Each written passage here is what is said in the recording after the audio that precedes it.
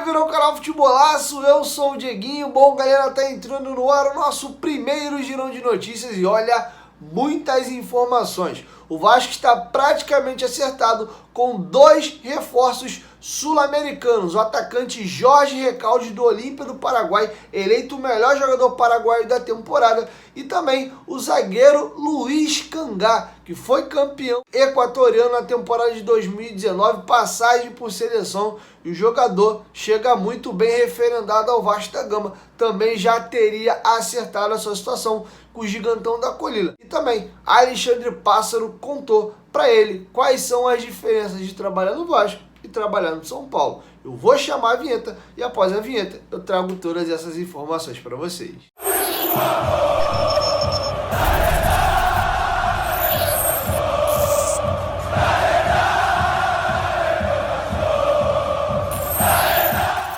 Bom, galera, agora que a vinheta já rodou, eu vou pedir para tu deixar aquele like marotaço no começo do vídeo, que ajuda a gente bastante. Se for novo por aqui, já se inscreve no canal, ativa também o sininho das notificações e segue a gente lá no Instagram, que eu dou bastante informação por lá. Olha, o Vasco já está praticamente acertado com dois reforços sul-americanos, dois jogadores que chegariam para jogarem, serem titular e com boa importância. Vou começar falando do zagueiro Luiz Cangá, informação divulgada primeiro pelos companheiros da UOL Esporte e confirmada pelo Globoesporte.com. O jogador já teria um acerto com o Vasco da Gama. É um zagueiro de 26 anos de idade, ele tem 1,90 m de altura, já jogou 4 Libertadores, 2 Sul-Americanas, 4 temporadas pela LDU e agora 4 temporadas pelo Delfim do Equador. Inclusive o jogador foi campeão equatoriano na temporada de 2019. O próprio Vasco já tinha tentado a sua contratação em 2019. À época o Delfim pediu 2 milhões de dólares para poder vender o jogador. O Vasco não tinha o dinheiro, desistiu da negociação e recentemente o Santos também tentou a contratação do jogador, mas não conseguiu. O contrato dele encerra no final de dezembro agora com a equipe do Delfim e o jogador via com muito bons olhos uma vinda ao Brasil para poder mudar de ares, e ele gostou muito do Vasco da Gama, até pelo histórico do Vasco com o equatoriano. Zagueiro Quiones foi muito feliz por aqui, Carlos Tenório também teve uma passagem marcante dentro do Vasco da Gama, e o jogador, segundo o Globoesporte.com, já estaria acertada a vinda dele para o Vasco da Gama. Inclusive chegou uma informação agora na madrugada vinda lá do Equador, de que o jogador já estaria até no Rio de Janeiro e já teria assinado o contrato com o Vasco da Gama. O jogador já teve 3 participações na seleção equatoriana principal em amistoso, inclusive um amistoso contra o Brasil. Ele fez dupla de zaga com o Eraso à época. O Brasil venceu o amistoso por 1-0.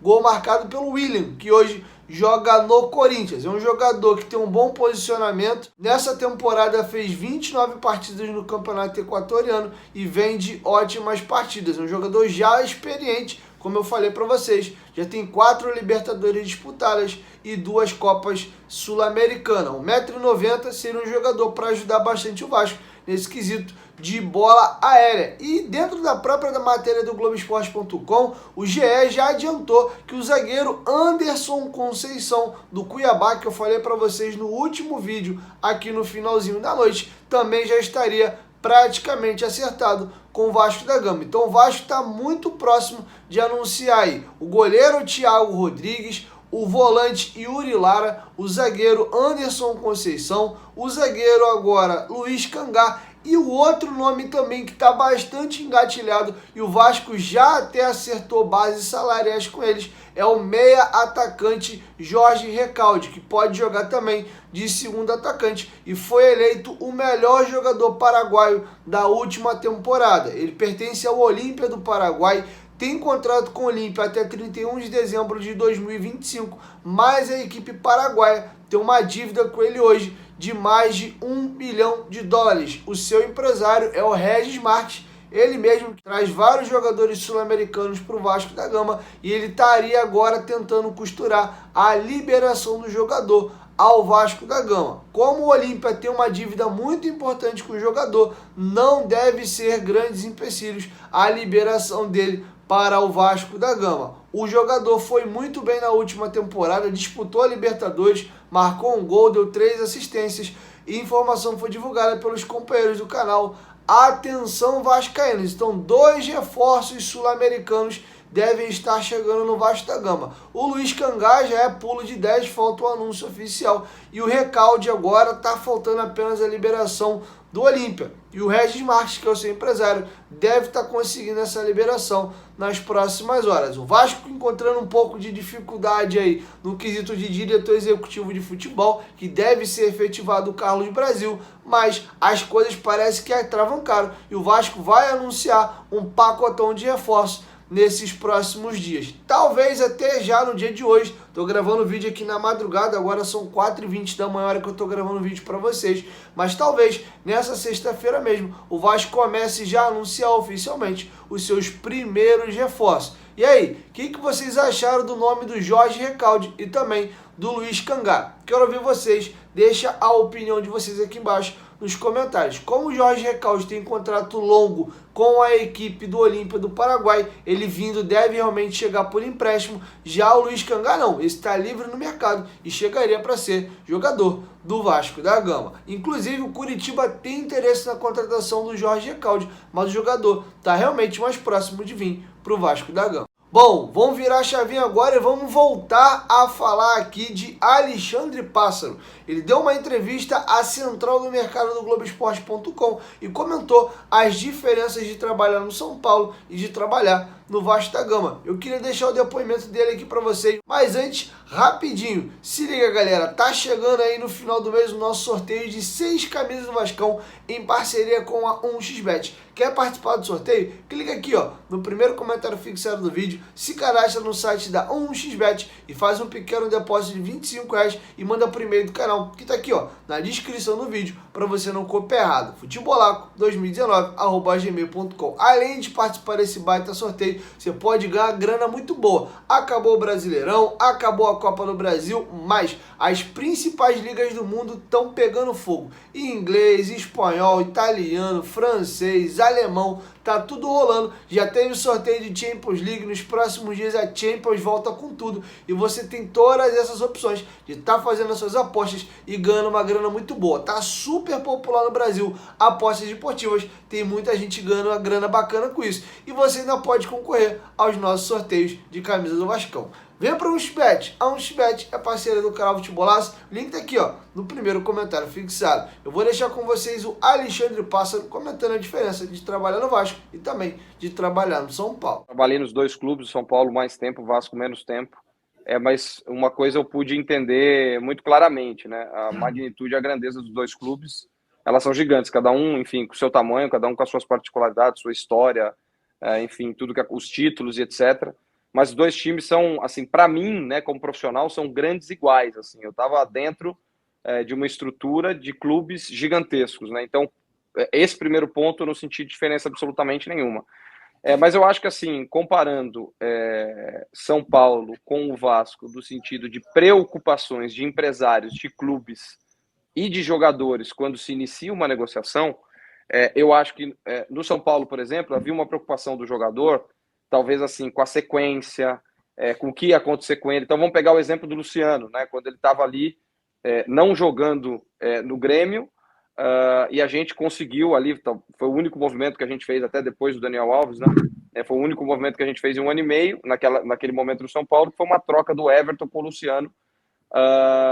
E naquele momento, o Luciano, os empresários, etc., eles tinham uma preocupação assim, mas ele vai jogar? Mas o Diniz está firme, aí o Diniz não vai sair, porque eles sabiam que com o Diniz a chance dele jogar era muito maior.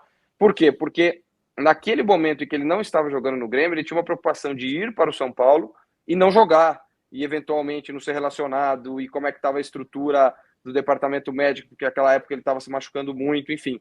Então essa, por exemplo, só para dar um exemplo, era uma preocupação dele naquele momento. As preocupações do Vasco já eram diferentes. Por exemplo, se eu estou contratando um Nenê no Vasco, né, como foi agora no final, ele não está tanto com essa preocupação de jogar, porque ele tem essa percepção de que ele está indo, que ele vai ter mais oportunidade, de que talvez a concorrência naquele momento, naquela posição, das necessidades não fossem tão grandes, etc.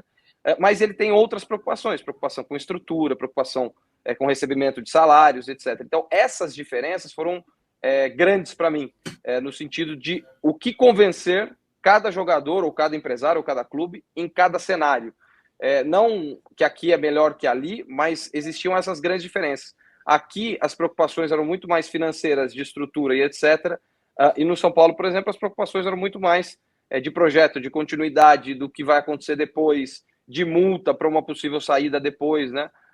Num momento diferente que eu vivi no Vasco, né? Quando a gente contratava um jogador no Vasco, ninguém estava preocupado naquele momento em mas minha multa vai ter um decréscimo de tanto depois de X tempo, até porque a gente fez todos os contratos curtos exatamente para evitar qualquer, enfim, problema futuro de uma continuidade de jogadores que eventualmente o Vasco não quisesse depois. Então, acho que essas eram as principais diferenças. Mas no dia a dia do trabalho, pressão igual, necessidade de vencer igual, trabalho igual, estrutura, enfim, estrutura do dia a dia, né? Estrutura de trabalho com profissionais, etc.